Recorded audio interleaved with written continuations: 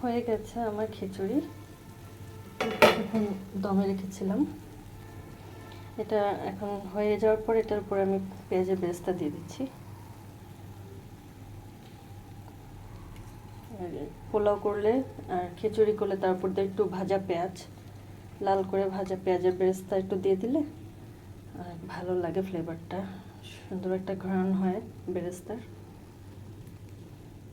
আজকে তো কক্সবাজারে তো 2-3 দিন ধরে ঝড় বৃষ্টি হচ্ছে, তো বৃষ্টির দিনে খিচুড়িটা ভালোই লাগে। পোলার চাল, মুগ ডাল, একটু আলু, গাজর কুচি, পেঁয়াজ কুচি, রসুন কুচি, কাঁচামরিচ কুচি দিয়ে, তেজপাতা, দারচিনি, আর মশলার মধ্যে হলুদ গুঁড়া, মরিচ গুঁড়া, ধনে গুঁড়া, তেল দিয়ে মুগ ডালটাকে ভেজে, তারপরে আলু ভেজে দিয়ে, তারপর পোলার চাল দিয়ে কষায়, তারপর একটু পরিমাণ মতো পানি, যতটুক চাল ডাল তার দ্বিগুণ পানি দিয়ে ফুটিয়ে হয়ে গেল আমার পোলার চাল মুগ ডালের খিচুড়ি।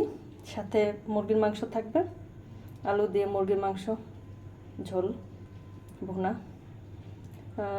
কক্সবাজারে বৃষ্টি বাদলের দিনে করলাম আর কি। বৃষ্টির দিনে তো বাঙালিরা পছন্দ করে খিচুড়ি, মাংস ভুনা। ভালো লাগবে ইনশাল্লাহ বৃষ্টির দিনে খিচুড়ি আর মাংস। ইয়ামি।